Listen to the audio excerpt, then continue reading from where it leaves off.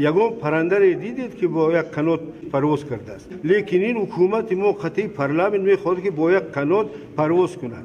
ана роҳи сафед сахттар парвоз кунад бо як қанот.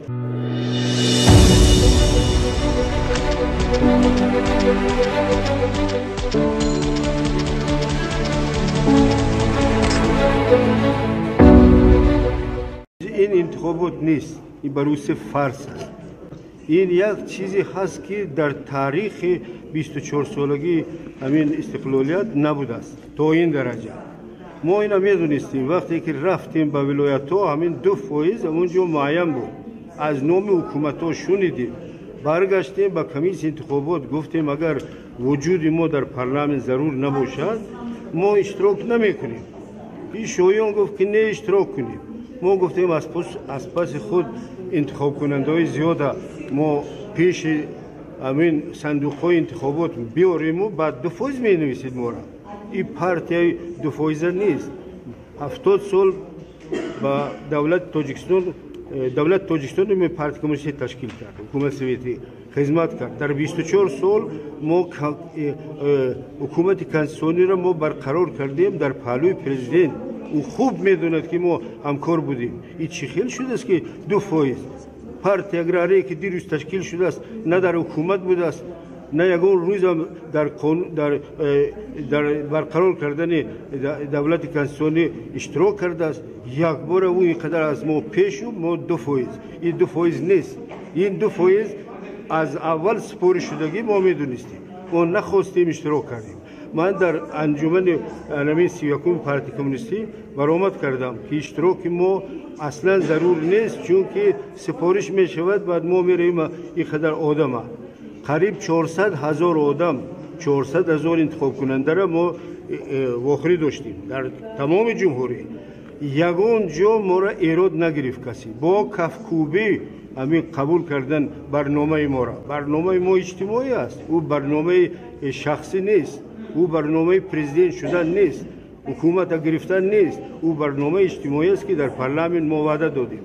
یک قدر آدم 300 قریب 400,000 انتخاب کننده در یگان جا ایراد نمیگیرد و بعد ما میبیاییم در اینجا 2% می نویسم برای ما.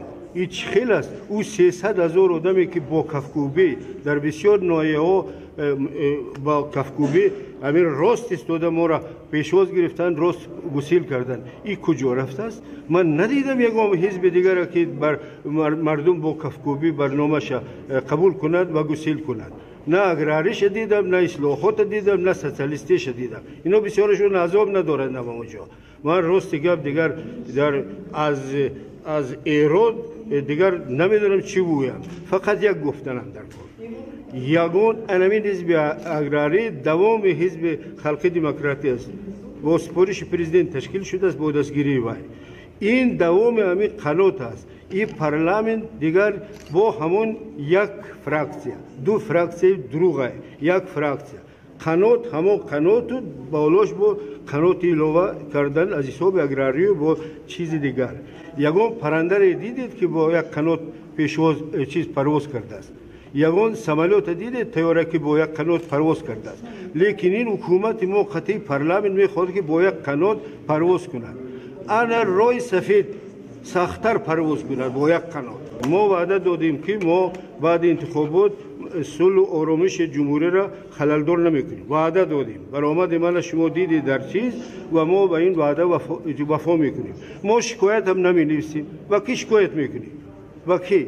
و پروکراتورا و سود و کمیسیون انتخابات همش در دست یک حزب که روبرش خلق پرزیدنت ما هست.